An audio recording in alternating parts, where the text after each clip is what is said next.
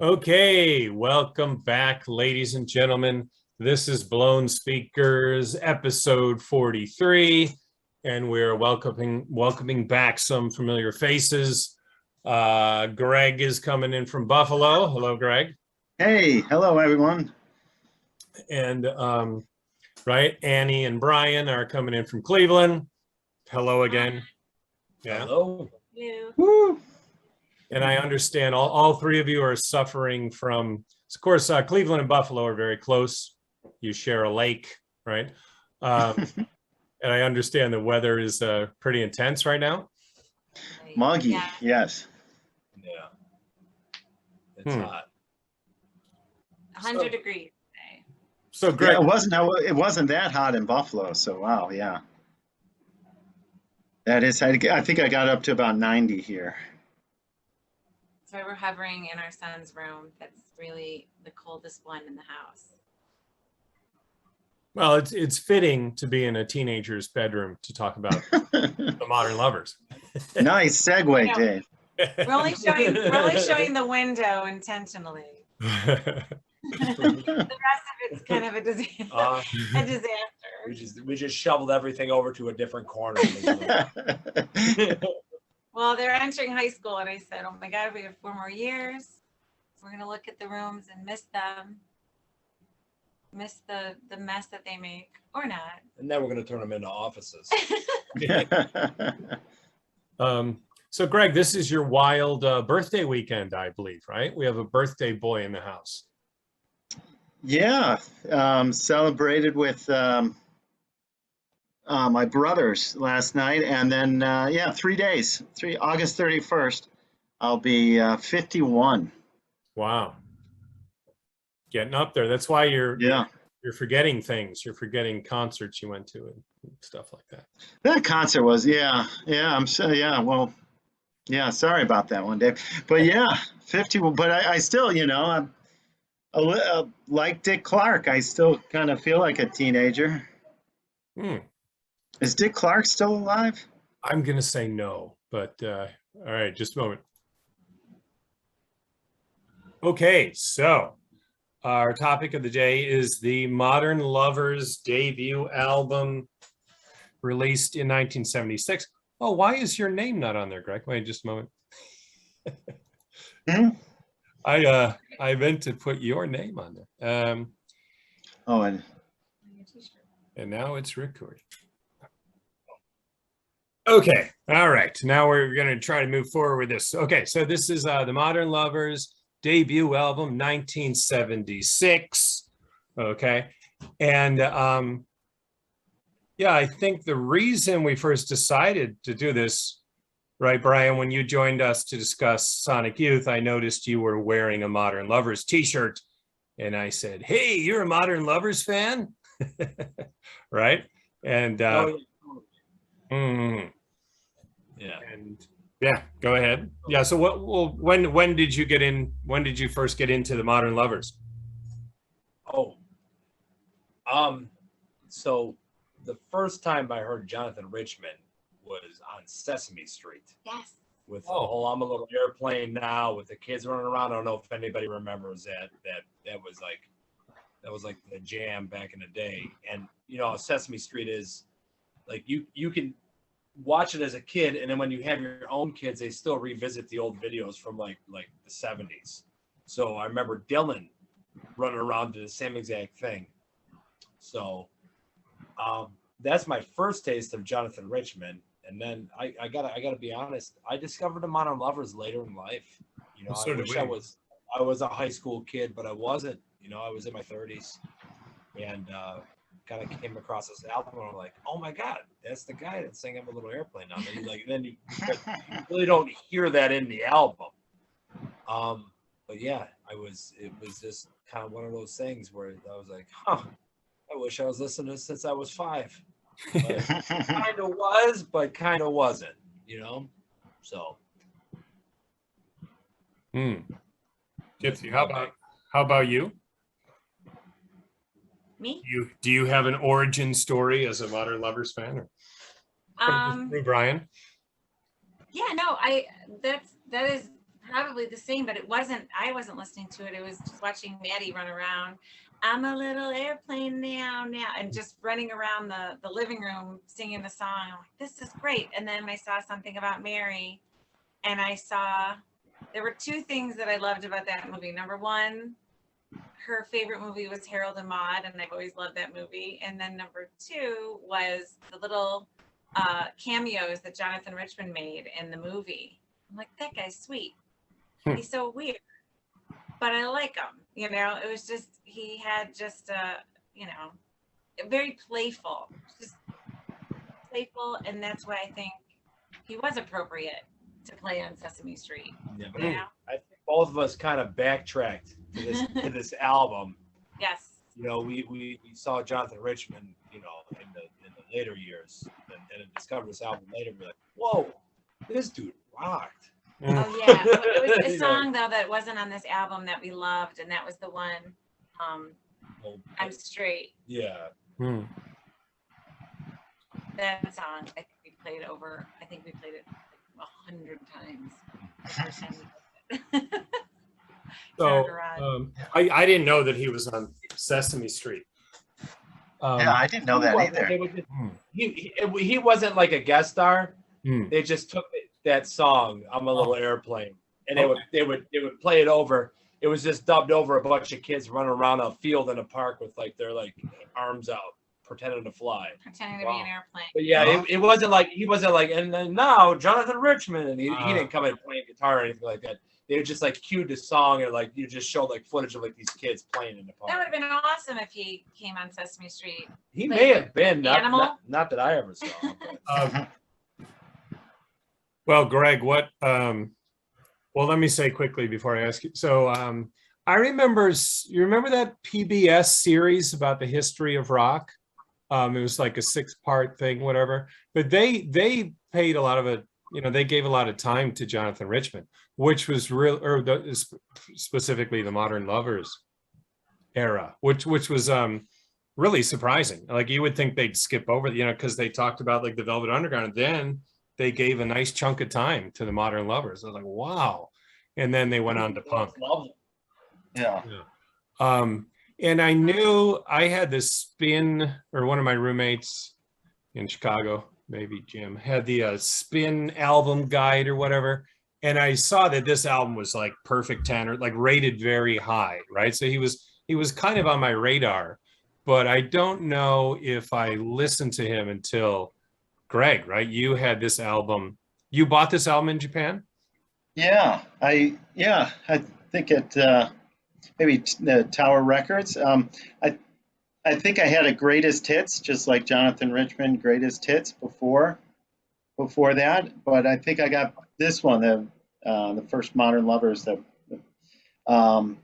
in Japan, and I don't think I ever heard him though in high school. I think I had heard the name and seen his picture and Rolling Stone. My older sister had a subscription, and a picture of him with his youthful face and the striped shirt. And I remember there were some guys I knew who were pretty into music who mentioned his name, but it wasn't until my friend Lara, after I started playing drums, which was later in my 20s, and really started to get more into music. But the first band that I started playing in, my friend Lara gave me this really influential mixtape with the New York Dolls. What else was the Head Coatees, and I think X was on there, and Jonathan Richman, Roadrunner. And then the song just blew me away. And then it made sense, why, his name kept coming up and people regarded him so highly. And I was thinking about that the other day, thinking about this Zoom, why that song wasn't on, I listened to classic rock radio and oldies radio all through, my teenage years and 20s. Why wasn't that song on every classic rock radio station? It's such a great point. And we always talk about the greatest album openers. How do you really rip off an album? Just set it off. You come home, take off the cellophane, you know, Yeah. put on a record player. The first thing you hear when that needle starts spinning, and Roadrunner totally nails it. Yeah, So oh, yeah. how is that song not part of like you know the classic rock station here, you know, or anywhere growing up? I never heard it until I bought the record the first time too. Same as you. Well, and earlier before when we were talking, you know, Dave, you were saying how if it was released originally in 1972, then maybe it would have been different, and maybe it wasn't, you know, because timing was everything, and that they released it so late. Because it is. It's a magical song. It is. I mean, and to me, it still has that resonance. I mean, I think of like David Bowie's Rebel Rebel. Like, I still feel as excited listening to that now as when I first heard it. It's a great riff. Yeah. You still think though, I mean, so here we are sitting here talking about it in 2021, you know, how kick-ass that song is. It just skipped under the radar for so long. You know, sometimes it's like, was it, I don't know. Maybe it was just there for a certain group. I don't know. It's hard to explain. I 76. think, yeah. Well, somebody would want to rock out to that. Yeah, like the Ramones or something. The Sex Pistols covered it, right? It did, yeah. I think a big factor is that he kind of what's the word, forsake. He gave up on electric music, basically. I mean, at least for live performance. Forsook. What's the past of forsake? Forsook? His forsaken music. But he didn't play electric anymore, and he didn't, like you were saying, Brian, with people, he wouldn't perform it live. I think he just didn't want to go down that path of, I don't know, I guess a big, loud, raucous music. Maybe he realized that it would have been huge if he actually pushed it, and maybe that freaked him out. Yeah. But so maybe that's kind of an answer to the thing here. You know, like the missing component from the formula is playing live. You know, in the absence of him, you know, not playing it live for so many years, it kind of dies on vinyl. You know, and then it's left to like these catacombs for people to go like pull these records out. You know, because if they make it in 72, this album, you know, and in between 72 and 76, it refuses to play it live. So the album comes out, but nobody's seen it played in the shows. So it's just like this relic in these record stores for people to scoop up. Maybe that's the answer to where it's not on you know, 98.5 would be our, you know, our class station. But it is kind of a mystery that you know, we're all sitting here and we discovered the album later in life, you know.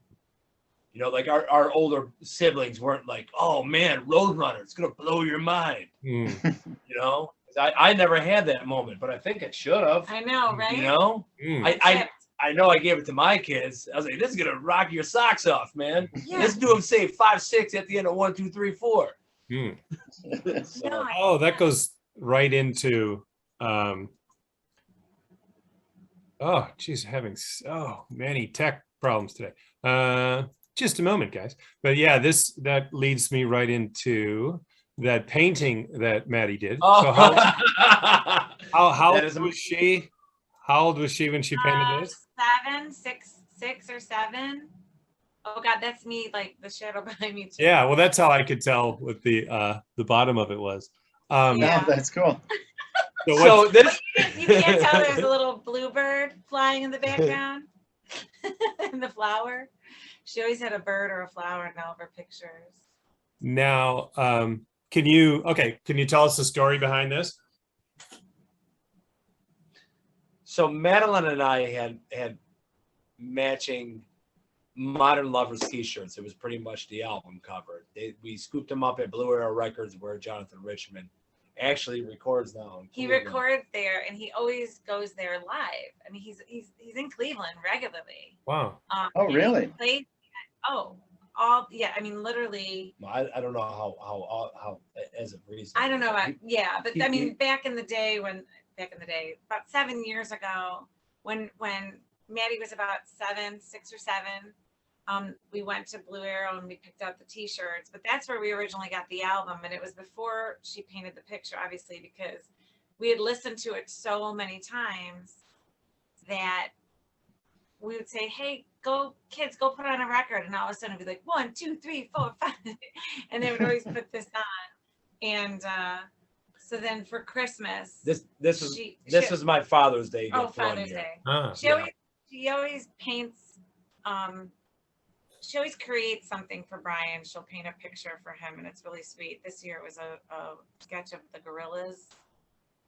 Yeah, Which is I super usually for Christmas or for a birthday or for Father's Day, I usually get some sort of really kick-ass painting from Madeline with some type of music incorporated in it. So But this was the first one. yeah. Oh, So wow. I wanna set it all off, and this is actually a painting of our original record player that we had in the house when Annie and I first met. Annie bought a Crosley record player for us to have at our Old house. small house on Oh, 67. like one of those suitcase record players? Yeah.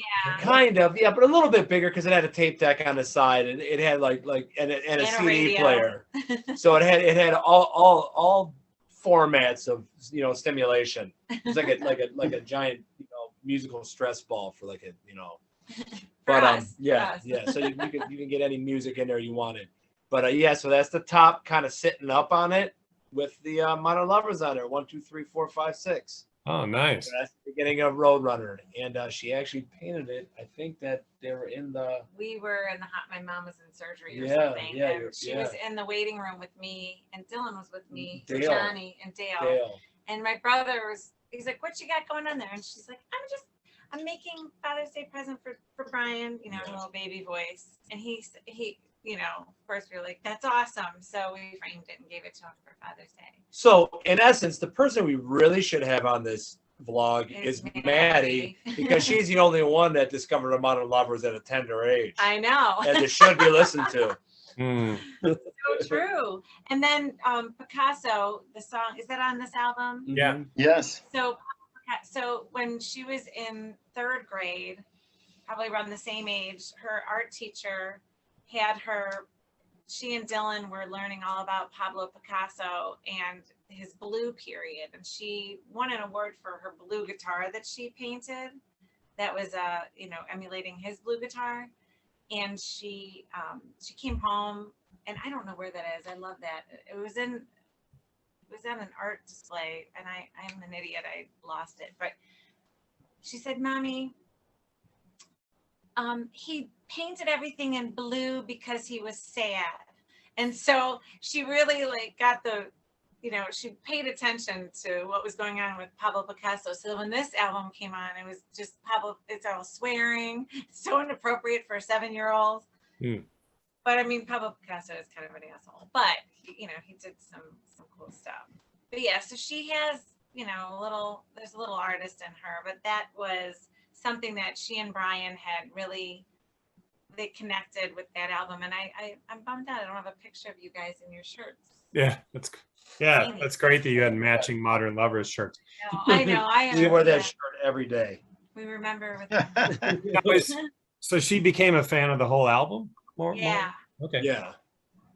Wow, that's an interesting album to grow up on, definitely. Yeah. And that's great. Go ahead. Go ahead, Greg. That's great. She's an artist, because I was just thinking about listening to the CD this week, listening to Pablo Picasso. And then isn't there a song where I know Jonathan Richman talked about in interviews going to the museum in Boston? Yeah, the girlfriend. And girlfriend and staring at the Monets and Cézanne. it was who was Cézanne? Mhm. Yeah. And he on a recent interview too, he talks about he paints. So I think Oh, that's cool. I don't know, just really revering art and wanting to be an artist himself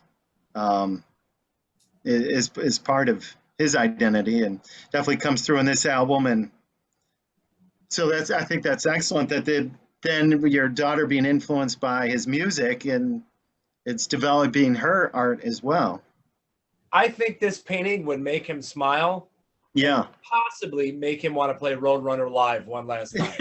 we should start a campaign. Huh? We should start a campaign, you know? Yeah. Totally. Like this 7-year-old wants you to rock, John. Yeah. Come on. Well, I do. I think his music is so playful and fun, and it's raw at the same time. He's just really painfully honest with his lyrics, and I think there's something that connects to kids, and it's something that we forget when we're adults. We don't just say what's on our mind. We just let it fester, right? But he always just says it, and it's really honest and sweet and childlike. And that's why when you said this album was in 72, because I didn't know, I didn't look that up, but that's amazing. The album is 50 years old, yet it's still delightfully, it's playful, and I don't think of him as this like old man at all, because he still has that young spirit and that childlike. Maybe that's why he doesn't play, you know, it would taint him. But I mean, in all due respect, though, everything outside of this album that he's done is absolutely amazing. Anytime the lesbian bar song comes on, I cannot stop. Like, I just start dancing. It's just he's just incredible. Egyptian reggae. I had the kids were addicted to Egyptian reggae. That's our son. That's one of his songs. Yeah. Every time he would go for that one, Maddie Roadrunner, Egyptian. Yeah, it's just, I know we're focusing on this album tonight, but I can't knock him abandoning this album, because it's not like he walked away and created garbage. Like, he just created just mountains of treasures. Mm-hmm. So, I guess for people who don't know how this painting would connect to the song Roadrunner, I mean, because he counts to 6 right at the beginning of the song, which is very, very unusual. It's like a minor detail, but it's become so iconic now, right? I mean, I can't think of any other song that begins with someone counting to 6. So that's which I always thought was so super cool that Maddie picked up on that. Yeah. Nobody told her that. Nobody said it us. Like, now listen, it's really awesome, and he goes all the way to 6. So you have to that totally came from her brain with the music notes. So she scooped that one up on her own. But yeah, I'm sorry, Dave. I didn't mean to cut in on that. No. Okay, so with all this talk about Roadrunner, I thought we'd blast out a bit of Roadrunner. Let's do it. 3, 4, 5, 6. Let me go back. 1, 2, 3, 4, 5, 6. Roadrunner, going faster miles an hour. Gonna drive fast and stop and shop with the radio on.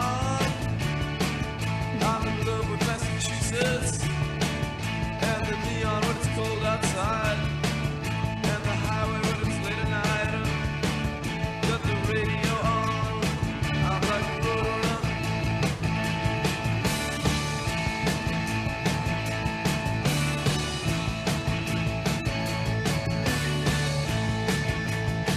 Alright, I'm in love with water moonlight.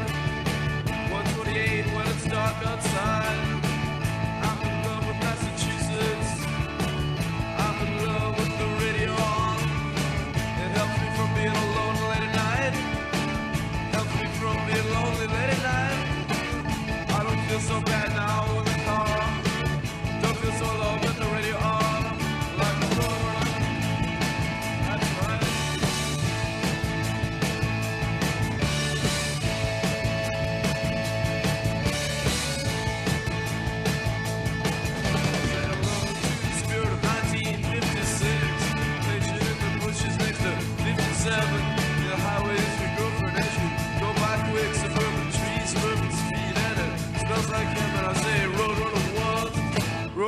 twice.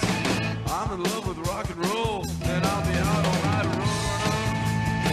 That's right. So I love the organ, and I mean, you could tell they were totally influenced by the Velvet Underground. So I could never figure out if he's talking about a Roadrunner like by Plymouth or like a Roadrunner running from Wile E. Coyote. I figured either one was appropriate for that song. Yeah, that organ totally drives this song, and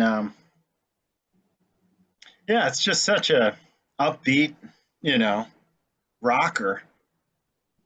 Oh, go ahead. I'm sorry. I was thinking about Stop and Shop. Were those? I'm thinking that's like regional to Massachusetts, or no? We had Stop and Shop in Cleveland. Yeah, Oh, I really? remember that name, yeah. Yeah. Yes. Yeah. And it was like most of them were Reenies. I was gonna say Reenie, and The then it turned Reenie. to Reenie Rigo, Yeah. and now it's But the big ones back in the day were Stop and Shop and Pick and Pay. yeah, Pick and Pay. Oh my Yeah. god. Hey, wow. So those were the grocery stands. Acme, Tops. We have Lawson's in Japan. Remember Lawson's convenience store? Yeah, somehow it's huge in Japan, right? I grew up with the Lawsons right around the corner from my house, and convenient. But the Lawsons, that's crazy. Is that the- Yeah, that's like from the 70s, right? Like Yes. it's when I was a little kid, there was a Lawson's with that blue and white logo. Yes, And then I yes. didn't see it again until I moved to Japan. And they're like I think the second biggest chain of convenience stores in Japan with the same logo. It's like Is that totally the- mind blowing.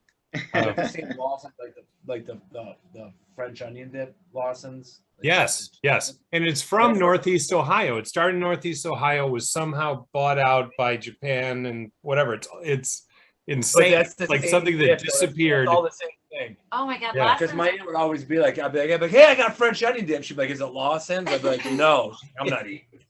All right. There's a lot. Yeah. Complex Wow. human being. Aw. Well, we were talking about before you guys joined us. Greg had sent me this article. There was a push to make Roadrunner the state song of Massachusetts, right, Greg? Oh my God, that's incredible. Yeah. Yeah, it was in the state council, like their state senate. I don't know, but they're elected officials, legislatures. A group of them said this should be. They started a bill and said Roadrunner should be the official rock and roll song of Massachusetts. And That's amazing. I yeah, love that. But I think you could Yeah. jump in Ohio and steal it. It was like, I'm in love with Ohio. I mean, one other, and it's such a rocker. Yeah. It's such a rock and roll song. Yeah. Coming out of cuss word. This is good, like this like strange robot voice. Sounds like Johnny Five. Oh, that's incredible. That's incredible. Oh. but unfortunately, yeah, Greg, continue with that story. It's funny. And it is funny. I mean, it's such a rock and roll song, and put it, and like he's young, so full of maybe youthful rebellion to a certain extent, but he's just all about paying tribute to his home state, which is kind of funny. But yeah, then there was a group of squares, polite term, who felt they hadn't heard of Roadrunner, and they felt Aerosmith's "Dream On" should be the official. What? Yeah, I mean, come on. Yeah. There's nothing, What was the purpose? Like, what was the They were what just was the- being- what was the back argument on that one? Yeah. I think they were just being dicks, And you know what? That's so funny because there's so many Boston bands that totally pay tribute to Boston. Like think of like Dirty Water and stuff. Yeah. Like Boston, You're My Home. Like that. There's so many. Like, do they talk about Boston and Dream On at all? No. No. Not at all. Aerosmith, where are they from? Boston. I'm sorry. Boston. Yeah. Are they they're from the Bad Boston? Boys from Boston? Yeah. I'm sorry. I'm fully there. No, but I'm with you, Brian. Like that song has nothing to do with Boston. I mean, like if Yeah, even because they're from there. just because they're from there, but so what? I mean, this is Jonathan Richman just totally, glorifying Massachusetts, He does, Yeah. and he brings it up in so many songs. He talks about Massachusetts. Yeah. So We should Greg and I, be- go ahead. So, and then I think it's because it didn't, I don't know, because there was that contesting bill, it just fell apart and they moved on. So, I don't know, there's a part of me that feels like it should be recognized. It would be great if he was recognized to that level. Maybe there's a smaller part of me that thinks like, Jonathan Richman maybe shouldn't get so big. Like, it's kind of silly. I mean, and I wasn't there from the mid 70s or whatever, I jumped on the fan wagon later, but, to kind of keep him still like, keep him a little bit of a secret or still underground. So it, it doesn't get too. Yeah, Greg, but who cares about the state song of anything? I mean, like, True. did you hear? You think teenagers are like, did you hear the new state song of Utah? I don't know. What is our state song, Dave? Oh, Hang on Sloopy. Hang on Sloopy, right? That's Ohio. Oh, that's State, pretty cool. Yeah, but I think it's the official state song, though. I mean, Oh, it is. I think. Viewers can research that if they want, but yeah, that's a cool song. But So, well, maybe we should try and revive even though none of us are from Massachusetts, try and get that back. October, we will start a campaign. Yeah. We're gonna go to Salem. I'm excited. Maybe someday after the earth is finally scorched, there'll be like some alien breed that finally erects that statue of Jonathan Richman that belongs in the place once called Boston. well, how Greg and I were talking about it earlier, there's probably just like lazy politicians like Jonathan Richman. I never heard of this guy. Yeah. How about Aerosmith? Yeah, I've heard of Aerosmith. Oh, yeah, they're wicked good. Yeah. Jonathan Richman. And then ultimately nothing happens. They just abandon it, right? They block something cool from happening, and then just ensure that nothing happens. Yeah. True politician, That right? is hilarious. They're wicked. So Greg, you had I think you had the CD, like the 89 CD that had this cover. So this album's had multiple covers, multiple remixes, or well, not remixes, but different sets of tracks, reissues. But this great logo, right? So the this, I guess, is considered the classic album. This is the official album cover, I think, from '76. And I think the logo gotta be the best band logo of all time. I mean, it's pretty. That is a pretty amazing band logo. And a great band name. Great name, great logo. Yeah. Yeah. Great concept. They've had it all. Yeah, which kind of leads us into, well, this is this was the 89 reissue. I remember, Greg, you had this CD. Yeah, we were like all over this, right? And so this one has the two additional songs on it, right? It has "I'm Straight" on it, and it has it doesn't have is it Government Center that's on it? Yes. Oh yeah. Yes, and those are the two additional ones. The original album didn't have those on there, right? I want to say "I'm Straight" was on the original, but let me check. No, "I'm Straight" wasn't. It's not on. You're right. You're right. Yeah. Yeah. So I listen to "I'm Straight" after hearing the original one, but I knew it was like strangely connected somehow when I was like, so they reissued it, and I don't know.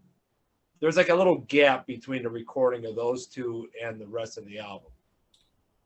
And the bonus tracks, like "I'm Straight," "Government Center," I mean, they're also amazing. I mean, like, not only was this album amazing, like all the stuff they just have lying around afterwards was amazing, right? Um, Can you hear us? yeah. Oh, okay. All right, we're You just good. Okay, well, let's introduce the band. Okay, so we have Ernie Brooks, bass, right? So here's Jonathan Richman, the mastermind, the front man, guitarist, right? And then we have Ernie Brooks on bass, Jerry Harrison. Okay, and we'll talk about what these guys went on to, especially Jerry Harrison, who plays the organ, that driving organ you hear on Roadrunner, and piano in some tracks, and David Robinson, the drummer, who also went on to Rock and Roll Glory. And we'll get into that later. But yeah, this was the cover of the CD I remember Greg having. I mean, even the band looks great. I mean, like they were the perfect package, you know. Like, I mean, they could have lit up. they could have started the punk revolution in '72, you know, like if it would end up being called that. Look, what I think is interesting about the story is when it was finally released in '76, and I don't think it was a wide release, like it didn't chart anywhere, especially it didn't get a lot of promo, but like the punk scene in New York like loved it. All those guys were listening to it, and it was influencing all their music. And as you mentioned, Greg, the Sex Pistols did a cover of Roadrunner, so it like directly influenced that scene, right? Wouldn't you say? Yep. Yeah, I didn't. I mean, did they play? Wait, they didn't play? Did Jonathan Richman maybe play CBGBs? But he was. I think I've heard what you said, Dave. But to be honest, I don't have a lot of detail. But I can certainly see this, you know, being influential and also aligned with, you know, what television was doing, and you know, the Ramones and the Heartbreakers and the New York Dolls to a certain extent, and then Jerry Harrison. I know you know, in the Talking Heads, and Jerry Harrison went on to be in the Talking Heads. Mm-hmm. David Robinson. So yeah, the Cars, right? So I mean, Yeah. so these two guys especially had very successful careers after the modern. best is listening to the listening just to the you know, half of Roadrunner we listen to. You can almost hear the tendrils of the Talking Heads and the Cars coming out of it. So it just feels like they influenced more than just a punk era. I mean, they totally played a role in that mid '70s, late '70s classic rock that we love so much.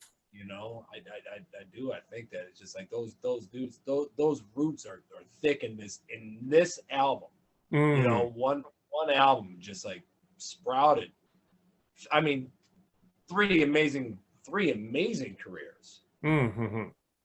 I don't know what the bassist went on to do. I don't know if there's. I kind of feel bad leaving him out. I want to name his band so badly right now, but he does have an amazing head of hair. Yeah. Didn't he play for the Cubs? He Or did. was that Ernie Banks? Oh, there you go. Nice. Little joke. Mr. Cubs. How about, I think can we highlight Jonathan Richman's his hair, and just, well, my friend Lara, who gave me the mixtape with Roadrunner on it, used to always point out how kind of revolutionary it was for him at the time to have short hair, you know. Yeah. And I think that's kind of, you know, if we want to talk about I'm Straight, you get into more detail on that later, but kind of how, you know, he wasn't afraid to be countercultural to the counterculture of the time, you know, to be out of step with what was considered, you know, the coolest or the hippest thing. Yeah, he definitely marches to the beat of his own drummer. Yeah, that song is also one of our absolute, like, that song, I'm Straight. Oh yeah, that's a jam. He doesn't care, you know. He does, and that's what I think I also love about him, and it goes back to like kind of like the whole childlike behavior. I don't care. This is who I am. This is what I like.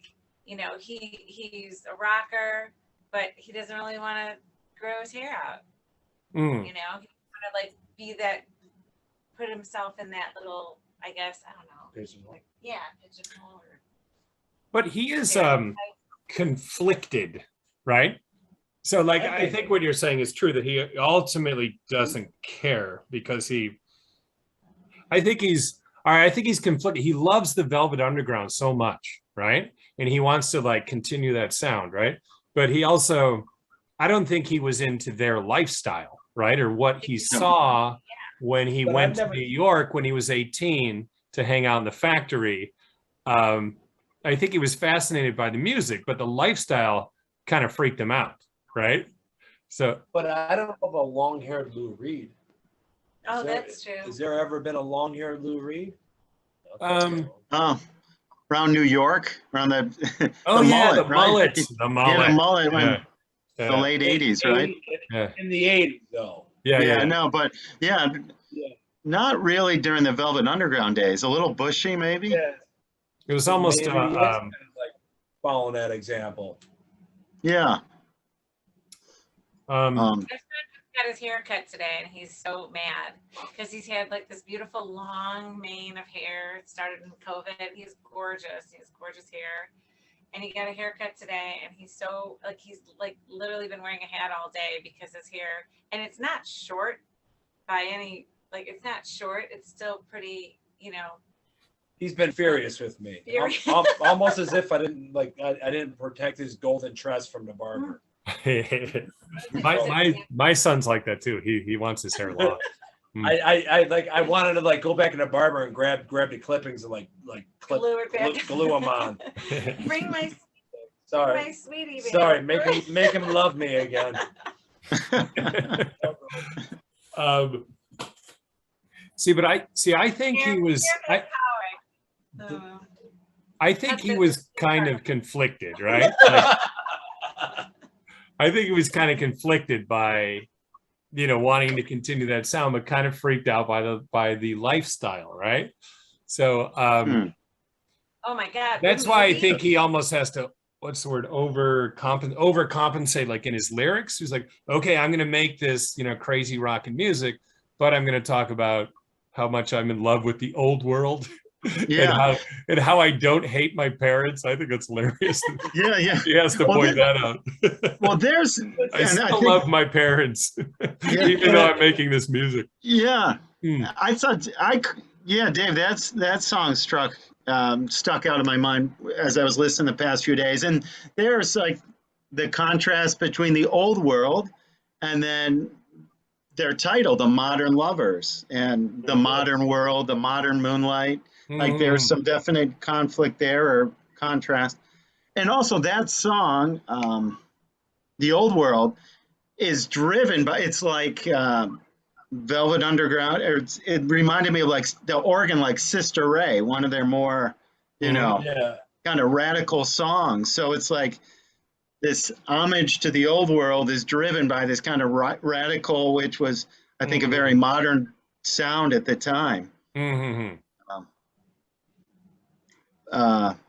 So yeah, it's an interesting dichotomy point. everywhere on this album. Yeah. I love that. I love that the dichotomy between like the lyrics and like this like rock and music, and the Pixies totally like jumped on that formula, because like you'd get these like super kick-ass riffs and like these like just jamming like songs from the Pixies, and then like you pull out the lyric sheet, like is he singing that? Is that what he's singing about? It was kind of cool. Like that's totally on this album you have that, just these the lyrics don't fit the music but yet fit it perfectly at the same time, and I think that's really an art form. I think that's like the most intriguing part about them.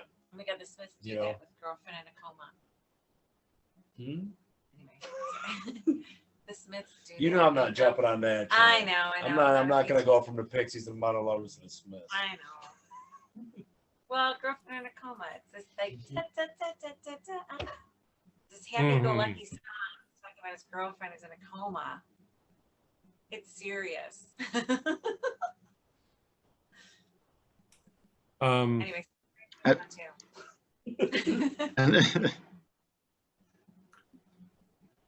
all right. Wait, so well, I thought it was I hadn't thought about it before until Brian mentioned it, like what David Robinson and Jerry Harrison would have taken to their next bands. Like, I mean, maybe you could imagine just like Jonathan was such a visionary that they could go to their next band and just talk about this crazy guy and the ideas he had and blah blah blah, and that could have played a big role in, you know, what the Talking Heads and the Cars became. So I just had this crazy thought of this comparison, like this head-man death match between Rick Ocasek and Jonathan Richman, or David Byrne and Jonathan Richman. Who's the craziest? Like, what kind of stories did they bring to the table? Well, my old guy. And David Byrne's like, no. Let me, you crazy. But like Jonathan Richman, you know, had these killer ideas that went into this album and then essentially shelved it, right? And these guys could have went on to the next bands and just explain, like, man, we were with this crazy guy in Boston and this is what we were doing. And like, I don't know, maybe to some degree it could have formed the underlying philosophy of those bands. I don't know. Am I reaching there?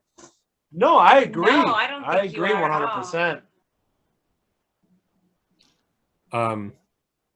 Yeah. How did they feel? I don't know this. How did they feel when they, you know, broke up? Because didn't Jonathan Richman make that call? He just wanted to go solo. Yeah, there's feel. So they had the album together. They had this killer album together, and then he didn't want to put it out.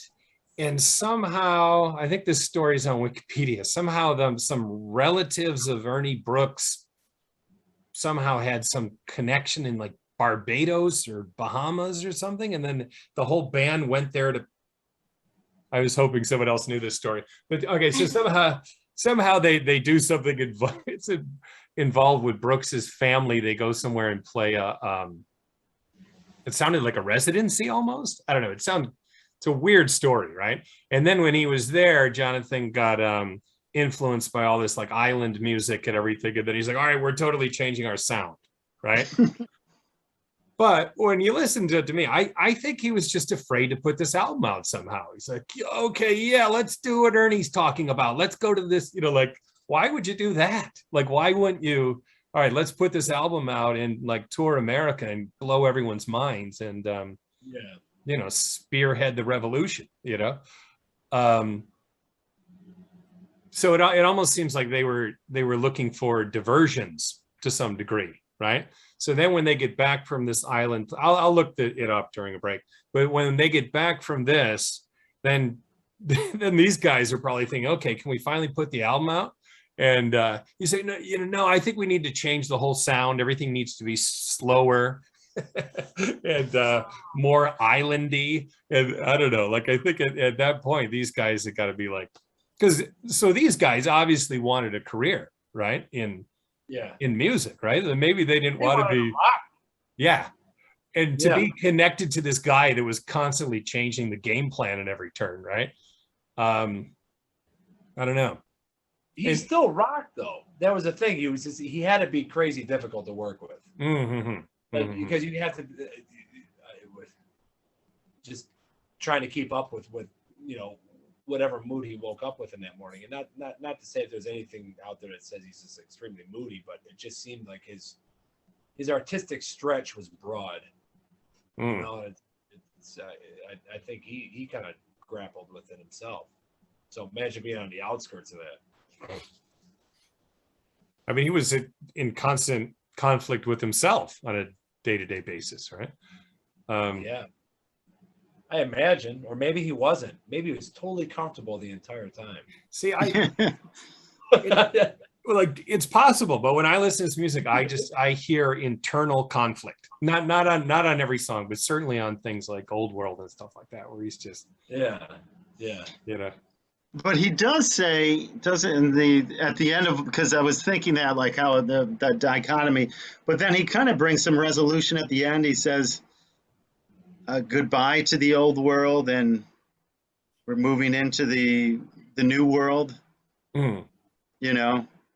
So kind of like, a kind of resolution, like, Okay, but he doesn't make that decision lightly, right? He has to go through all this, I still love the old world. I don't hate my parents. Okay, now it's the new world. Yeah. And then so it's almost like him saying, now this is the new world. He almost understands the importance of the album. But then when it's actually made and it sounds amazing and they could put it out, at that point he freaks out. Well, did he really? Did he really freak out though? I don't know the backstory. They went to Barbados. Wait, why did they go to Barbados? We're gonna have to look up whether or not it was Barbados. Yeah.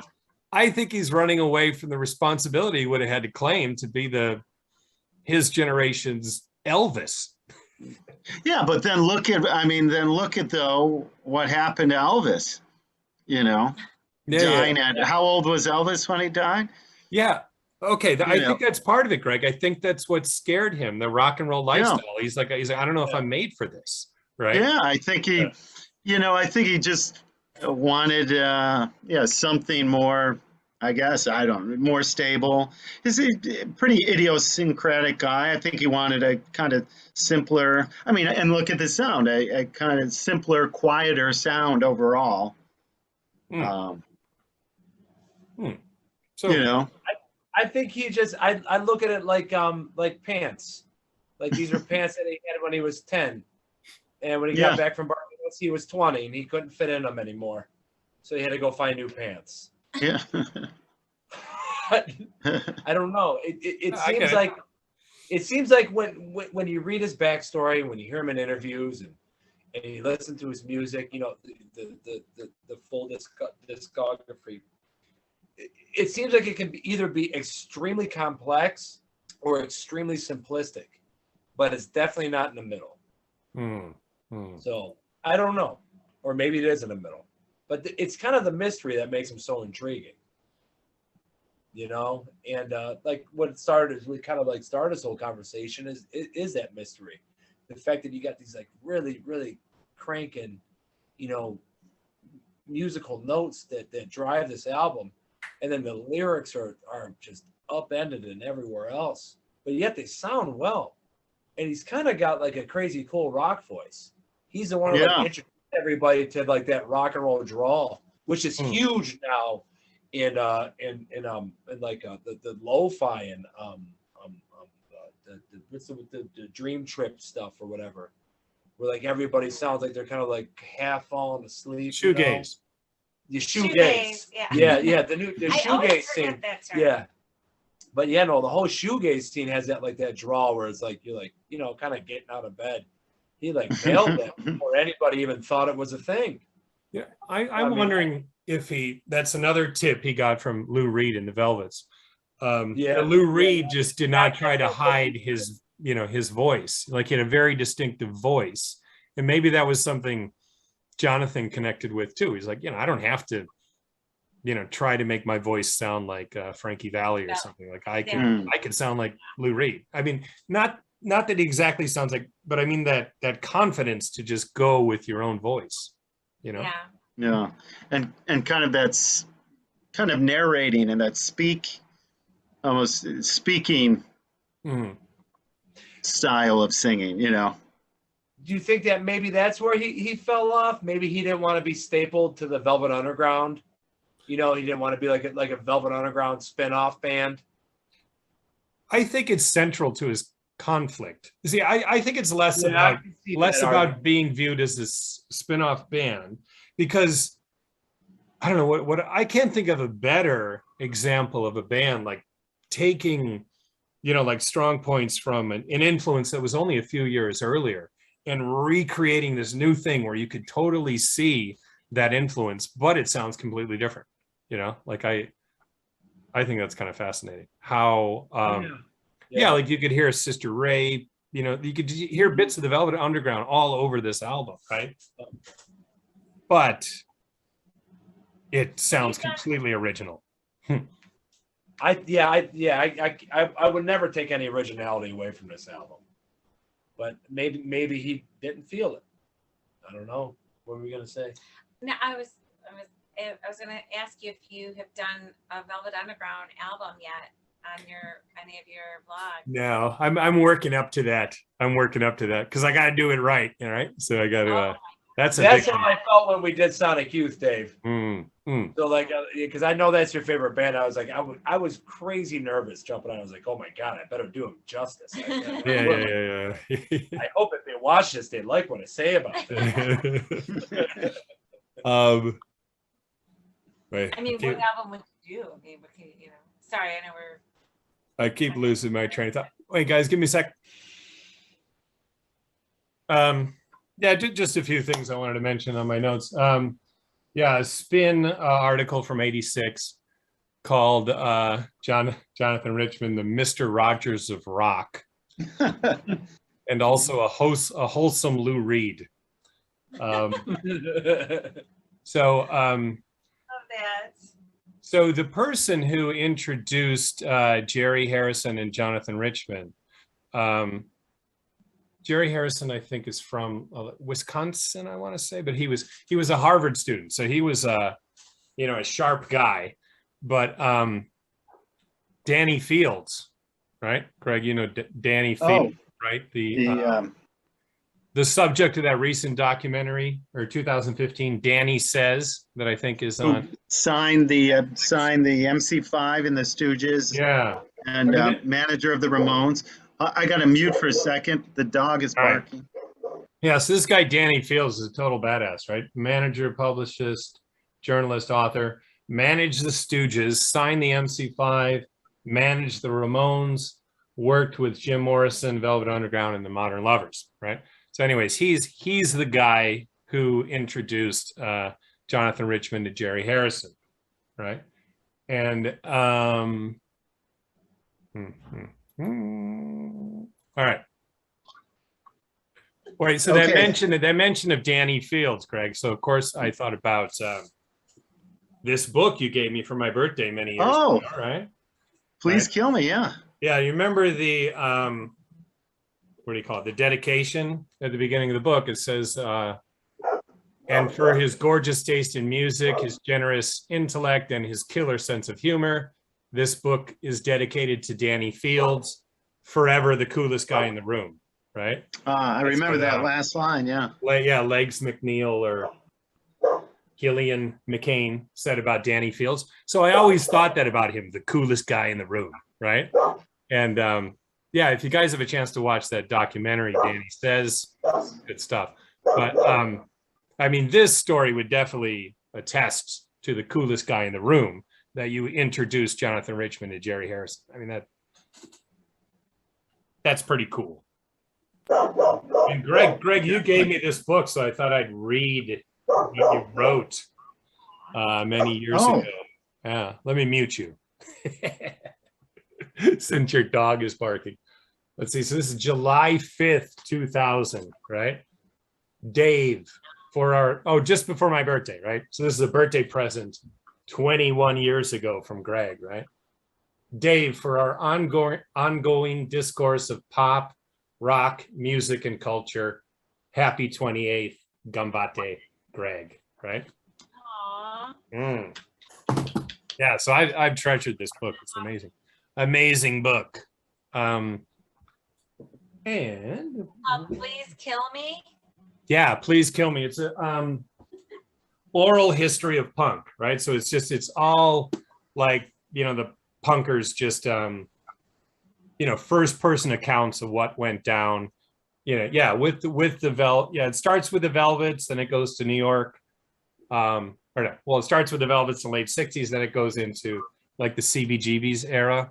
But yeah, it's just an amazing book. Oh yeah, and it goes through Iggy Pop and MC5 and all that. But but that's one thing I always remembered, right? To Danny Fields, always the coolest guy in the room. But anyways, all right. So the purple cover came out in 2007, from what I understand. And yeah, I think the purple cover looks amazing too. Like the logo is so awesome that, you know, when you change the color, it still looks just as great, I would say. Yeah, so when this was re-released in 2007, right, Pitchfork commented on, right, Jonathan Richman's debut with the Modern Lovers still sounds every bit as ahead of its time as the last time it was reissued, and the time before that, and the time before that, like just kind of commenting on the kind of staggered history of this album, right? Different releases, different covers, different bonus tracks, right? But Is this one that has extra songs on it? yeah, a couple of them do, and a couple of them have like extra songs that are different from other releases, so it's confusing. But to focus on the album itself, I think this is the original release, right? With right. So these 9 songs, right? Some we've mentioned. We haven't even talked about Astral Plane yet. Yeah, I mean, all of these songs are classics, I would say. And in the reissues, the bonus songs are mind-blowingly great. So, I mean, this band was definitely onto something, right? And we could see here that John Cale produced 6 out of the 9 original songs. And of course, John Cale was a member of the Velvet Underground, right? And as a producer, he's produced dozens of albums. But to me, like kind of his big 3 are, right, the Stooges debut album, Modern Lovers debut album, and then Patti Smith, Horses. I mean, so that's amazing to be a member of the Velvet Underground, produce those albums while he was still a young guy. I mean, all right, so he was born in 42. So when he was producing the Stooges, he's like 27, right? And even here, like late 20s, early 30s. So, I mean, I'm a great admirer of John Cale, right? So, and I cannot talk about John Cale without showing you this picture of me and my good friend John Cale. Now, That's awesome. So Brian's probably thinking I have a picture of myself with every rock star we talk about. I love it. No, it's just I got that Mike Watts video and I got this John Cale photo. Was this right after you told them how much you influenced them? Oh yeah. I should have said that to Cale. I'm a really big influence on John Cale.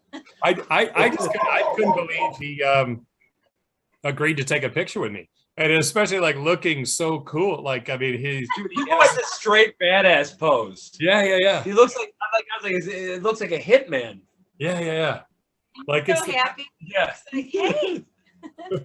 Like, yeah, like look at the difference in his composure here. Like, oh my god. He's like I'm your biggest fan. No, it's a great picture. I love it. So we saw. Where's it at? So this looks like it's like in like somebody's ranch. Tokyo Blue Note. This is 2017. So yeah, he came to Tokyo Blue Note. I think he played like 3 nights and like 2 shows each night. And yeah, my friend and I went. And yeah, kind of a short show. I think it was only like an hour. But yeah, he goes through a lot of old stuff, plays some Velvet Underground. He played a cover of Pablo Picasso. Right. Oh, nice. Awesome. Yeah, nice. Like that's pretty cool. Yeah, I think that was for like some medley of a bunch of different stuff. He just went into Pablo Picasso at one point. That's awesome. I mean, he's in his 70s, right? What's that? He's in his 70s. Yeah, he's getting up there. Oh yeah, 41. I said 40. He was born in 42. So 78, 79. Yeah, 79. so this was he would So Dave, how pumped were you when he took that photo, man? Oh, it was just the Blue Note is like, Greg, have you ever been there in Tokyo, the Blue Note? You know, I think maybe Anthony and I saw Elvin Jones, the great jazz drummer, towards the end of his life. And one of the Marcellus brothers was in his band. That might have been at the Tokyo Blue Note. I'm guessing it was. That would. Yeah. And it's kind of like a dinner theater type place. Yeah. Like Yeah, I think that's where we, yeah. So yes. And so like the show ended and just me and my friend Hiro were just talking at the table. Like we didn't have any like design to, oh, you were gonna get a picture with John Cale, or we were just simply, laying back, hanging back. Like everybody left and it was kind of just me and Hiro at the table in the restaurant. And then we were kind of moseying out and then John Cale was standing there. And my friend Hiro is a photojournalist, right? So he has this killer camera and he's a great, it was what a perfect thing. And he's like, we talked to John Cale a bit and, can I have a picture? And I was so delighted when I saw it afterwards that it's like the same expression he had on his face in like old pictures of the Velvet Underground, So, yeah. Wow. Yeah. Yeah. That's cool. That's awesome. Does he still have a noticeable Welsh accent? Yeah, Now- I think yeah. so. Yeah. He was pretty friendly. Yeah, he was. Like he doesn't have to agree to this, like, I mean, Yeah. Yeah. He only looks half friendly in that photo, though. yeah. But no, he was totally friendly. But then when we took the photo, he kind of put on this face. So I think it's just, yeah. So I think it's just from 50 plus years of being a rock star, right? You got to look cool in a photo, right? Absolutely. He was smiling during the entire conversation. He went straight to eye contact.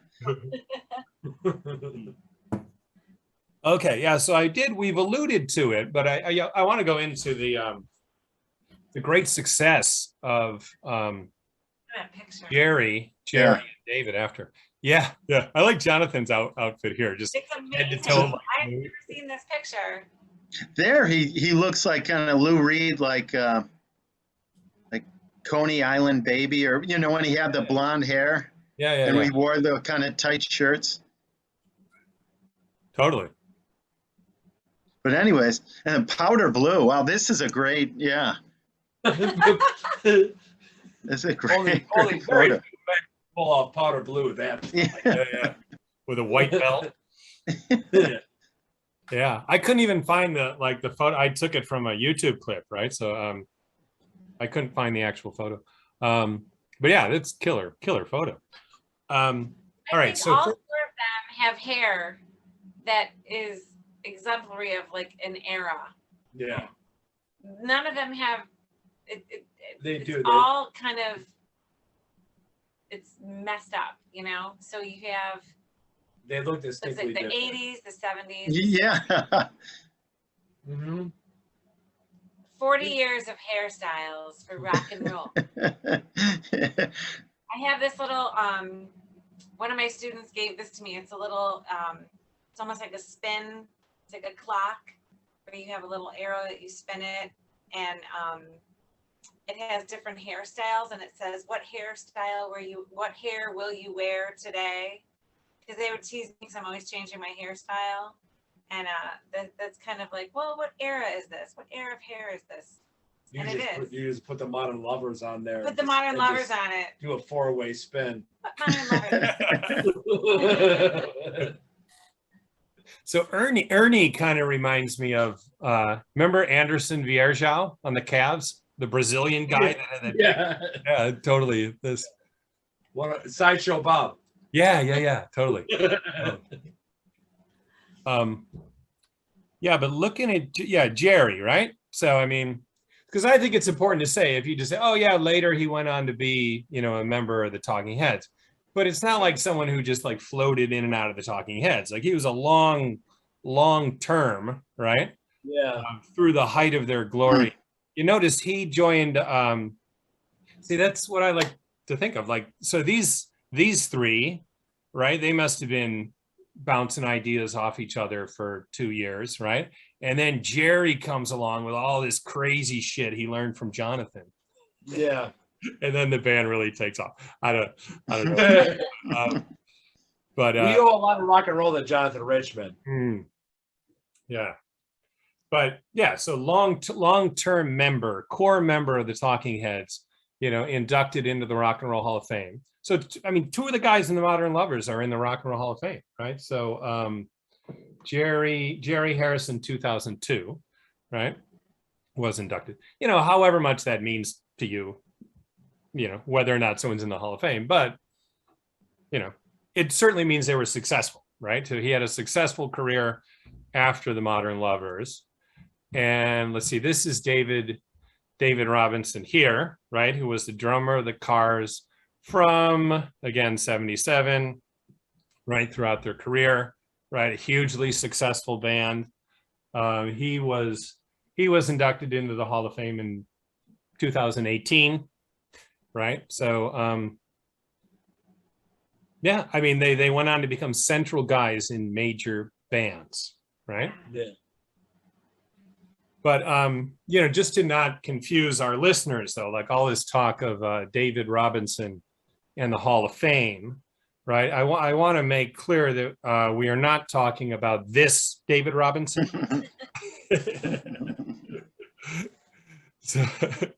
So David, He was like the nicest guy. I used to love his commercials in the 90s, man. David Robinson was the best. So he was everybody's favorite basketball player in the 90s. And a model of discipline, right? The Admiral, right? 10 years Yeah. and all this. Yeah. But yeah, but just to make clear, he's in the NBA Hall of Fame, right? And this guy, David Robinson, is in the Rock and Roll Hall of Fame, right? Now we know, but you're big influences on both of them, I'm sure. So, which slide will you have a picture with all three of you arm in arm? Waiting for it, David. Waiting for the drop. Honey boy in the middle. that would be amazing. That would have been such an amazing follow. You totally could have nailed that one. Yeah, but just to make views on both speakers would have skyrocketed. Now we know that this David Robinson has been to Boston, right, when the Spurs played the Celtics, but we don't know that he has any idea who Jonathan Richman is. We don't. We were not able to find evidence of that. Incredible. I did that just to make Annie laugh. I think he might. He looks like one that would watch Sesame Street. So Yeah. I think he has. He probably has some recollection without even knowing it. Other than just being a Celtic. So yeah, historically a very highly regarded album, right? Top marks everywhere. I mean, you just cannot deny what a mind-blowingly great album this is, right? I'm gonna say, yeah. So if you hospital, yeah. What would you like to say about that? Oh, I would just I love Hospital. I love the lyrics. I love the song. I don't really have anything profound to say other than I think it's a great song. I don't know. I mean, it's no, I didn't. It's interesting though, right? Like, so we've already seen early in the album that he's this good guy, right? Kind of criticizing, or at least he's straight. I don't know.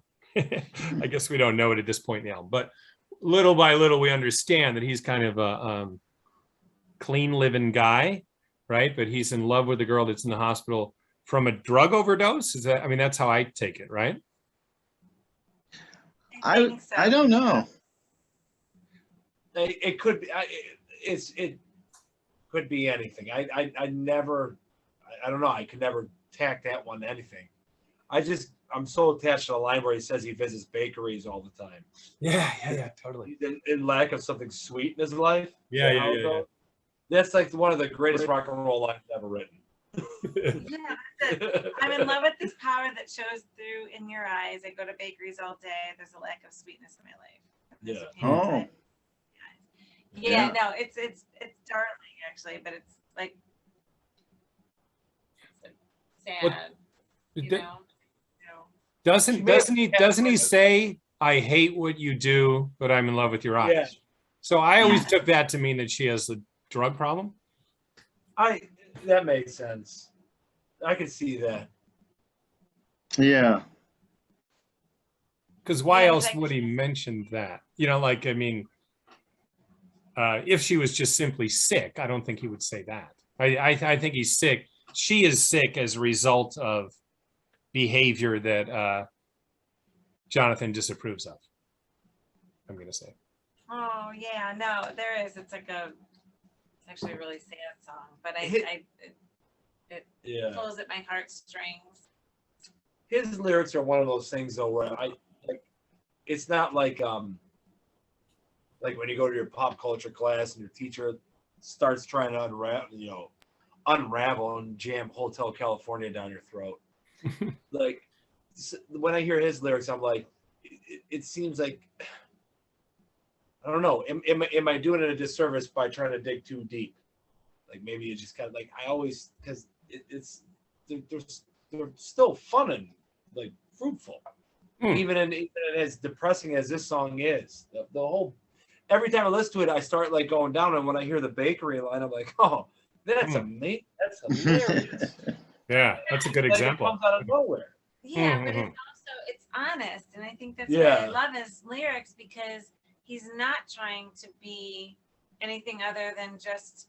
The lyrics are very straightforward and honest and sweet, and they're things that we all feel, and I think that's why I love him, and that's why,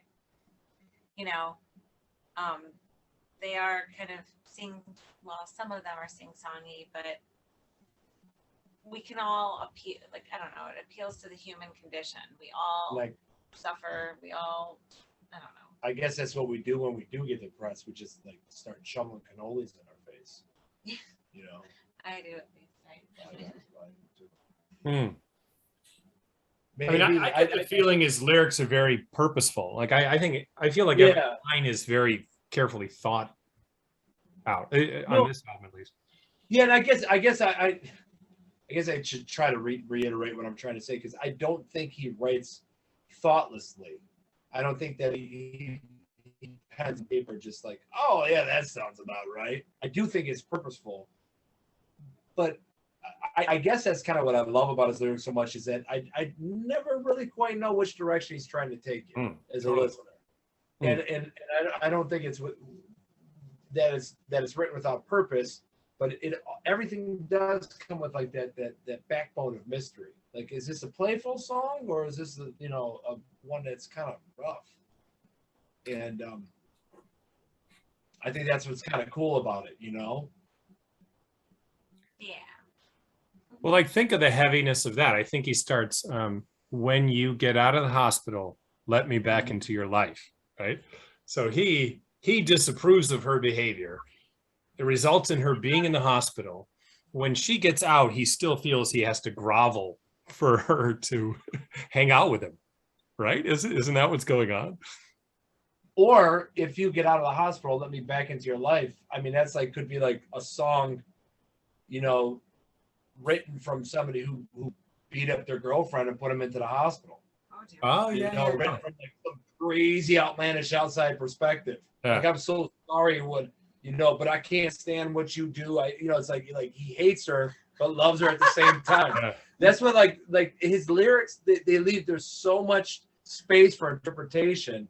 He totally leaves all these veins for you to kind of like explore. So, Nothing I think that Jonathan Richman fascinates about getting his girlfriend or his wife. but I mean, it's kind of crazy. It's kind of crazy where he puts you as a listener. I think. mhm. So you're saying hippie Johnny beat her up? So the song "Hospital" is written through nosy. written through the perspective of a hippie Johnny. Yeah, good. I called this out 3 times already today. Yeah, he's often just putting you on weird footing. Pablo Picasso. Okay, for years I always thought that he was just talking about douchebags in New York, right? Who can't pick up girls because they're douchebags, right? Like that's what I thought he was saying. Like you need to be more sophisticated, you know, to right? I thought he was being critical of a group of people. Like just knucklehead New York guys, right? Yeah. But You're now I'm not so sure. Like when I think about that song now, I don't know, is he criticizing Pablo in some capacity? I think I think this whole album is about or a big theme. I mean, and he comes right out in Girlfriend and says he's a young man looking for a girlfriend, looking for a partner. Yeah. And as I listen to Pablo Picasso, I think he's aspires to be a great artist who he looks up to and reveres so much, and imagines he never had any trouble speaking with a woman or charming a woman, starting a relationship. So I think he was being called an asshole, or he was afraid he was going to be called an asshole. It was more kind of first person. Oh, okay. So he's saying that, okay, I need to focus on art and become successful, and then maybe I'll have some luck with the women. Is that what you're? Yeah, and it just kind of, I wish I was, like that Kinks song, David Watts, or doesn't he? Oh yeah. I wish I be was like David Watts. Yeah, it's like him wanting to be like Pablo Picasso, or just imagining. I don't know, maybe. Sure. Is Pablo Picasso maybe? Maybe. I think so. And I was thinking, just as we were talking about, why did he kind of not promote this record or turn his back on like Not amplified rock and roll? Maybe he got a girlfriend after this album. He wrote these songs. That was the main point. He Mission played it to the one accomplished. girl, and that was mission accomplished. Didn't need the tours. He wasn't looking for a lot of women. He was looking for that one woman. Mm. It was his love ballad. Yeah. I don't know. I think he, maybe all of the songs in some way, shape, or form are all about his disdain for people in New York City and what was going on at the time, but his love for music or his yearning for love, So then, and She Cracked is about like is that about it? Because that is my favorite jam off the record. Mm-hmm. And is that about a past love? Is that about the one where he's like, whoa, I found it, man, she was nuts. and then the next one's Hospital. Yeah. So that could be the same girl, right? Like she Sorry, cracked, now she's sorry, I'm just talking about you. Can you let me back? I was Yeah. really angry. it's Yeah. fascinating. All the lyrics to this album are fascinating. It does seem to have like a crazy ballad stream to it, Greg. I think you're. It should be a musical. They should make a musical. Oh, that would be. Yeah. Go do a double matinee, The Modern Lovers and Evil Dead the musicals, back to back. So one thing I've mentioned, but I'm not sure I've explained clearly, right? So one of you guys mentioned that, he did want to be a painter, right, at some point, right? And he was corresponding with Andy Warhol. So he was only 18. I don't know, somehow he was able to correspond with Warhol, and he went, and he was a big Velvets fan, so he went to the factory, like, to hang out there. And Warhol's factory in New York City, Velvet Underground, etc. He went there to hang out, and he stayed on someone's couch for. Oh, I haven't gotten back to that Barbados. Danny Fields. Was it Danny Fields? Was it Danny Fields, the No, coolest guy in the I'm- room? I'm sorry. He Even stayed more on so. I'm someone's. sorry. I'm kidding.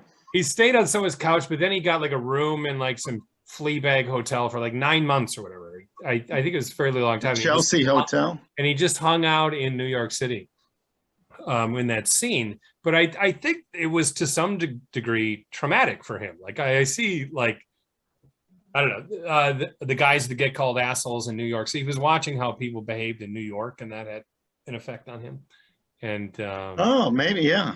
I don't know. I feel like the bit of post-trauma in him. I don't know. Like he went to meet his idols, and he was kind of rattled by what he saw. I don't know. Maybe I'm projecting. Well, I mean, I don't know. I would be. Andy Warhol's a weird dude. No, he said he loved Andy Warhol. So I think he said Andy Warhol was really nice to him. I think I got the impression that he had a good time, like, meeting these guys, but the scene freaked him out, right? Like I think, yeah. I mean, highly debauched, a lot of drug taking, and yeah. I think Warhol was attracted to, people who had a lot of dysfunction maybe in their life, who were very interesting, and he so I think he, okay, like Warhol been wanted that debauchery to happen so that he could film it and write about it. Yeah. So I always, what song is it where he says, I don't want to make some rich girl crawl? To me, I think he's talking about The Factory, right? Yeah. And Edie Sedgwick. Yeah. Like, you can imagine just little bright-eyed Jonathan hanging out there and like all these, like junkies and crazy shit going on, but he wants to be there. He's so drawn to it, right? Like he's so fascinated with the music and with Andy Warhol, but he's so conflicted because it goes against everything he believes in. Yeah, that's why I think he's an amazing character. Absolutely. And he is a great character in a book.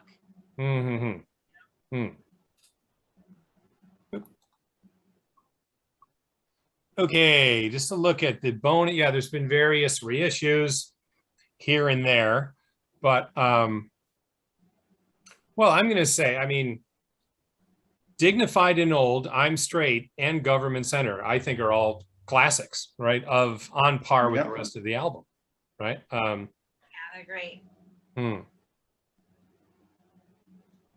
I mean, Government Center, Greg, that was the song you and I really took to when we were listening to this. Jay, what's your favorite line from Government Center? Well, you have a couple, but the one I'm thinking of, I always liked when you would, about who's the boss? Oh, Mr. Ahern. Yeah, what would he say to Mr. Ahern? Oh, Mr. Ahern, calm down while, right? Calm down while I'm doing this. Sir, it's the only way the center is ever going to get better. Calm down a while. Yeah. But I love that just at every turn he's trying to reason with people. He's like, oh, I like hippie Johnny. He's like, okay, Mr. Like, he's, but, like, blowing out his mind, but still he's, keeping aware that he needs to be polite. I think that's hilarious. And it's just a funny song. He talks about they got a lot of great desks and chairs. Yeah. So I would say that even the humor is before its time. It's almost like Simpsons style humor or something. I feel the humor of this song. Yeah. Know who? And right now it's who's that guy? It was on 30 Rock, the Page. Do you guys? Oh, yeah, I don't remember his name. David Spade? No, he's got blonde hair, but he's really upbeat, and he's super upbeat to be working as the Page at NBC Studios, and I can't even think of their. Oh, hello, Miss Faye, how are you doing? It's kind of like that kind of persona, like, oh, they got a lot of great desks and chairs at this office, but it seems people don't like to work there. I don't know why. Maybe if we had the rock and roll band play there. Yeah. We got the speakers, we got the guitars. Well, he's just happy and excited about everything, and that's It's children, when you're just learning about something in kindergarten and everything's exciting and everything's new and you're inquisitive and so it's like and of course obviously with Jonathan Richman's songs it's satirical, but it's also it's delightful, so you can find those, you get all that from his songs, you know, they make you laugh but then they make you think, and I don't know, it's just they're fun. Yeah, and that one innocent, like genuinely just enthusiastic about the joy of rock and roll, and kind of maybe kind of a naive idea of just rock and roll will make any place better. Yeah. No, his songs aren't like corny or cheesy or like you're like, they sound great. Yeah. Kind of like Ween, like all over the place. Lyrics are crazy from time to time, but like shit rocks. Oh yeah. You know? Government Center is like the greatest pop song ever written. It bubbles. I just can't think of anything I just love as much as a song, as a work of art, and to be so freaking funny. Like even when I was listening to it, you know, like this week, even though I've heard it a million times, it still makes me laugh, you know? Yeah. So it's a perfect song, right? It hits all the bars. Watch some Office Boys jump up for joy. Yeah. Like every line's hilarious. Yeah. I wonder if it's ever been played in an office and like at like break time and the cubicles just start rattling. So have you guys ever, Greg, I feel like we've talked about this. Have you guys ever seen this like fan made video for it? No. Oh, okay. None of you have seen this. All right. I think we're going to have to play this, guys. Oh, that looks, All right. I love it already. Yeah. All right, just to get this out of the way before it drives me crazy. Let's see. Because I talked about it very vaguely, but it's early in 1973, they were finally signed by Warner Brothers.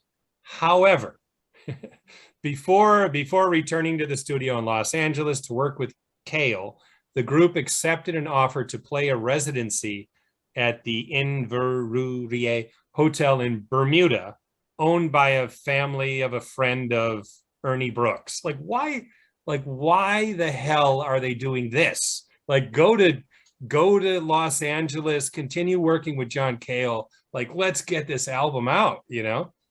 And then while they were there, Richman becomes strongly influenced by the laid back style of the local musicians. And then like, he basically, you know, so they go there. I mean, like these guys, you know, they got to be thinking, other than Ernie, who seems to have orchestrated this, but like David and Jerry got to be the thing. Wait, why are we going to? and then Jonathan Richman is so insistent that it's a good idea. Dude, we got a great guys, like just some guy. We got the breaker gig in Bermuda. I got the steel drums for Ernie's parents. Yeah. We're gonna go play Ernie's reunion in Bermuda, guys. That's incredible.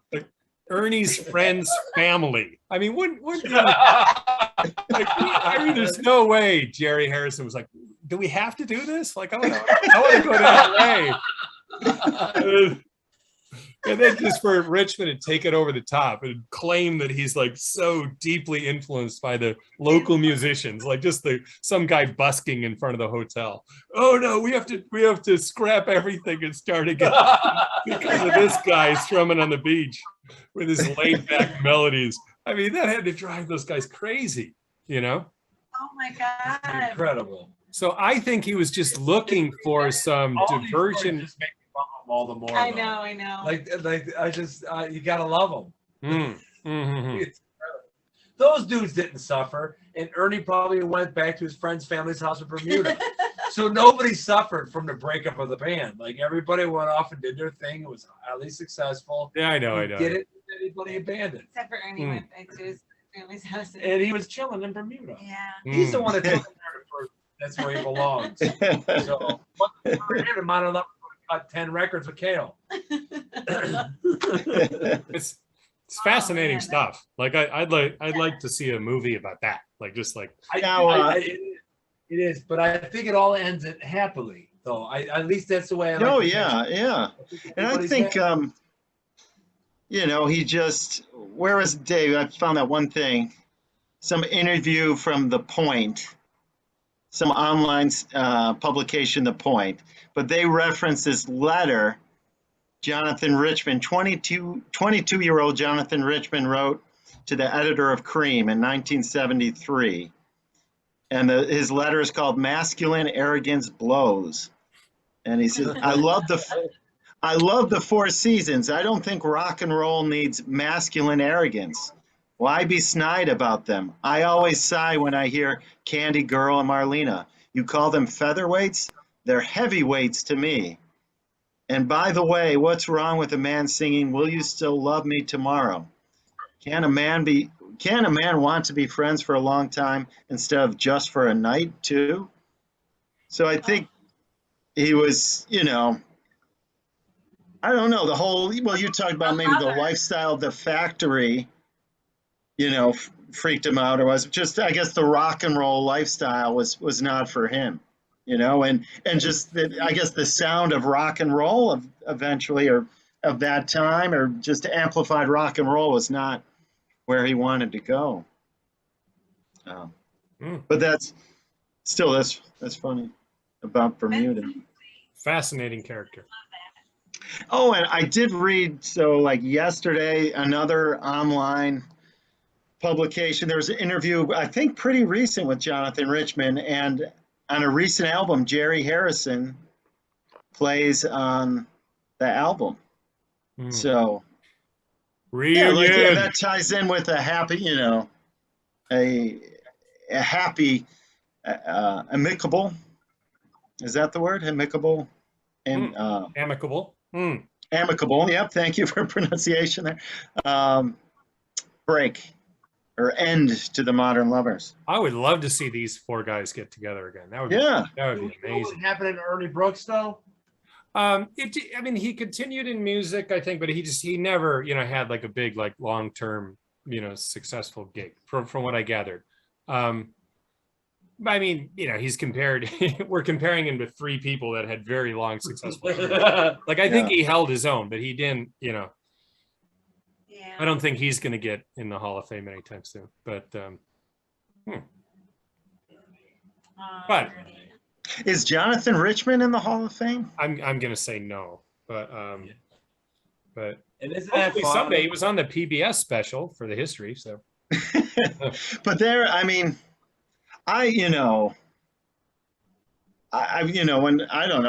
loved going to the Rock and Roll Hall of Fame. I think the first time I was in Cleveland, I went, and I think I've talked to you, Dave. The first time I heard The Damned was at the Rock and Roll Hall of Fame at their punk rock display, and I went again. Yeah, I had a great time there, and obviously there are great musicians, but and Johnny Lydon can say whatever he wants, but then the fact that Jonathan Richman is not in the Rock and Roll Hall, but then again, maybe he doesn't want to be in. I don't know. Well, it's really cool. So Rock and Roll Hall of Fame is incredible, and it's constantly just evolving into something like it. It's a great museum. It's one of my favorite places to go. And there is there's a really cool spot now that they opened up that you can go in and you can play an instrument. You can learn how to play an instrument. Also a spot that has, you get to vote on who you think should be the next inductee. And so you have like people who go and visit, they have the choice, I don't trust the general public to make that choice. Well, right. Well, but it is cool. Yeah. I'm sorry. Go ahead. Yeah. No, there are some bands, but there's like every year the list comes out. I'm like, oh. But the beauty There's a couple that I'm like, really? Go on, I'm sorry. No, I agree with you 100%. Yeah. You know, but it also goes along with that whole line of all music. If you're a music lover, then you can't like hate on. Oh no, frozen up. Frozen up. Got the deep freeze. I mean, I agree. Well, I think what I guess I'm just guessing what she's going to say because she's frozen. I mean, but there are some bands I don't want to. I don't think Bon Jovi should be in there. Come on. I mean, like they sold a lot of records, but I mean, yeah, they didn't move the needle at all. In terms of yeah. Well, I would love for all of us when you come to Cleveland, Dave, when you come back, and Greg, you absolutely have to come to Cleveland. You guys can stay with us. We will all go. We could just walk over the bridge from where we are and go. Oh, that's awesome. The building is amazing. Yeah. Oh no, I love it. I wasn't trying to criticize. No. My only issues are with the bands that get. I guess maybe I'll take it back. Everybody gets to go and vote, so that's probably why Jonathan Richman. Well, no. So basically, it's good and bad. Yeah. I mean, it's cool that they're asking people what they think, but all right. Wait, let me. Oh,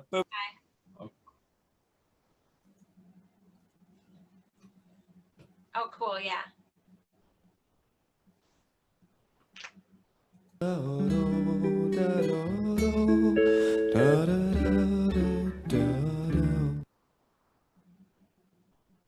You know, we have a lot of hard work to do today. What might that be, Jonathan?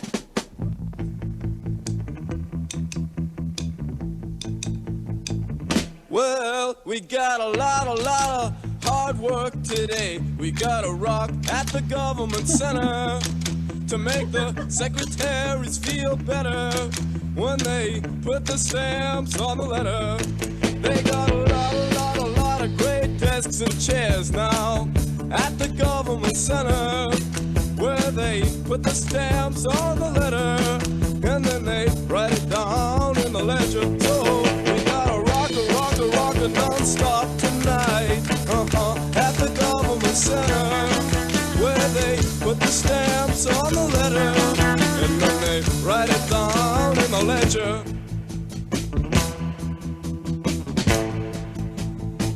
We won't stop until we see secretaries smile and see some office boys jump up for joy. We'll tell old Mr. Ahern, calm down while. Sir, that's the only way the center is ever gonna get better. So we gotta rock a non-stop tonight at the government center where they put the stamps on the letter and then they write it down in the ledger. Oh, tonight we'll make them feel alright. Oh, tonight, what you say, man? Oh, yes, tonight we'll go there tonight. We'll take everything we got. We'll take the amp, we'll take the guitars, we'll do anything just to make the secretaries feel better at the government center. Oh, tonight, man. Yes, tonight. Oh, let's hear about it. Oh, feel good? Let's make them feel good. All right. Hey. Hey. Hey. 1, 2, 3, 4, 5, 6. Run. Going faster miles an hour. Gonna drive fast and stop and shop with the radio on. I'm in love with Massachusetts. Oh, wait, go. Let's do this. Whoa! Nice. Nice. Wow, well done. Yeah. How awesome is that? Did you notice one of the actors playing an office boy? His name is just El Guapo. Yeah, I noticed that. I didn't see that. I wonder if he's seen it, Jonathan Richman, and approved. So now that version, that's the version that I first heard. That was on the greatest hits CD I had. It's the one I'm most familiar with. Listening to the album we're discussing in this vlog, the featured Modern Lovers proper first album. It's a it's a more kind of garage, it's a different version. It's more of a kind of raw garage rock and roll. They're both really good. I may prefer that one we just heard, though. That version? Okay. Yeah. Is that different from the one you guys usually listen to? Yeah. Okay. Yeah. See, I think I prefer the one we just played simply because it was the first one I heard and we listened to it a lot. So when I hear the other version, they're both great, but yeah. It's kind of like, oh my God, there's George Harrison, All Things Must Pass. There's a version of Let It Down that is acoustic that came out on the reissue that I heard first. So the original, and it's totally like, sounds just like that, like everything removed, and it's totally like laid back and chill. And the album version is amazing, but I totally prefer the demo version over it. That's what this one kind of sounds like to me. Yeah. Like a demo version. So this is when Greg and I saw Jonathan Richman in Tokyo it was 2000. Just before your birthday. Oh my gosh. All right, so you guys are the 28th. Your end right now, it is August 28th, right? Yeah. Wow, so we saw Jonathan Richman 21 years ago today. Exactly. Wow. Total coincidence. Oh my gosh. Incredible. Yeah. Wow. Well, happy anniversary. Yeah. Right. Nothing to be a part of it. I feel like we should get like money or something. I didn't. Or a cake. Yeah. Or flowers. The office boy. I want my flowers from the office boy. But, I think we already talked about this. We wanted to take the kids to see them. Yeah. To see Jonathan Richman, and I would have loved to have done that, but there was an age limit. So how was the show? He played Girlfriend off this album. I remember being interested, when he spells out girlfriend, I remember being interested in how the Japanese fans were going to sing along with that. Because it was in a rather small place, and the fans were kind of singing along. I thought it was I wonder if they noticed that he had misspelled the word, because if you spell it phonetically like the Japanese might, they like if you had a student that spelled friend this way on a test, FREN, if they explained that they learned it through a Modern Lovers song, I think you'd have to give them credit. 100%. Yes. He played That Summer Feeling, which I had never heard that song before, which I think is like just the best situation when you're at a concert of an artist you admire and they play a song that you've never heard for the first time and it blows you away. Like that's just about the highest level you can reach as a concert goer, I would say. Absolutely. There's nothing like it.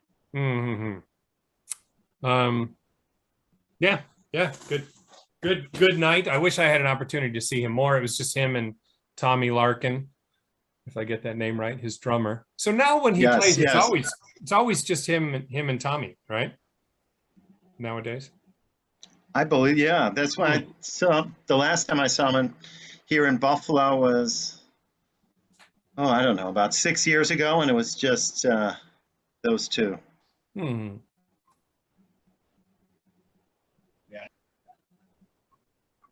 Okay, this has been a very fun conversation. I could talk about Jonathan Richman for hours. I think he's fascinating. I think this album is fascinating. And I think we had a great panel tonight. So thanks for joining us on the 21st anniversary of the Tokyo show. Congratulations, guys. Happy anniversary. 21 years. That's awesome. That was a cool little bonus coincidence. Yeah, I'm glad you kept the book, Dave. Man, I mean, this thing is so beat up. I read this all the time. Awesome. It's the kind of book you could just pick up and start anywhere. It's highly recommended. My list. The discourse continues. Yes, it does. Okay, so we've decided to go out with I'm Straight. Okay, so thanks for joining us, episode 43. Gypsy, do you want to explain why you chose this song? Oh, Yeah, you don't have to. Hippie Johnny. We've talked about it a lot tonight, so it's fitting to play, right? All right. So Good night, send everyone. send this out to all our straight edge listeners. Yeah. what? Send this out to all our straight edge listeners who are yeah. we're part of the straight edge movement. And anyone Ian McCullough. battling their own personal hippie Johnny? Yeah, Greg. Yeah. And Right. and also we have this hunch, and other people have, that this song was influenced Ian MacKaye in kicking off the straight edge movement. So if anyone has any evidence of that, let us know. And Hippie Johnny, if this is a real person, we'd like to hear from you. Or not. Yeah. Stay away from me, hippie Johnny. You mess up my life since day one. All right. All right. Good night, everyone. I'm All right, love Straight. you guys. Thanks for having us. Greg, nice to meet you. Called this number 3. Oh, you don't have to sign out. I'm saying good night to the viewers.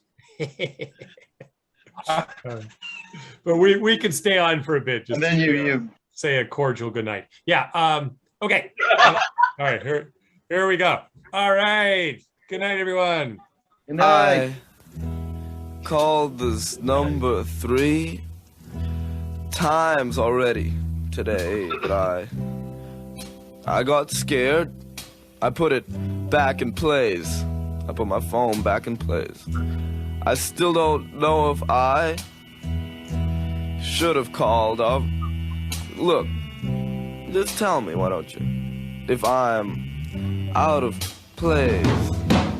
'Cause here's your chance to make me feel awkward and wish that I had never even called up this place.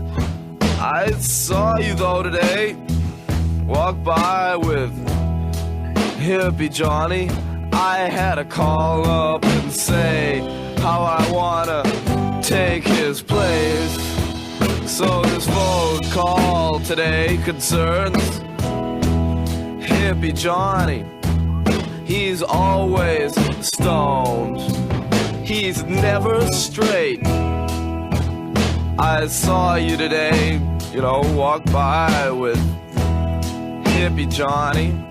Look, I had to call up and say I wanna take his place. See, he's stoned, hippie Johnny.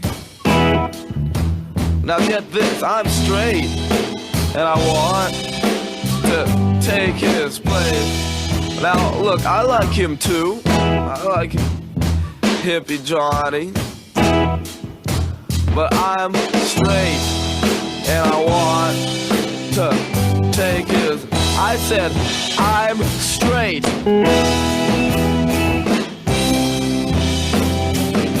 I said, I'm straight. I'm proud to say.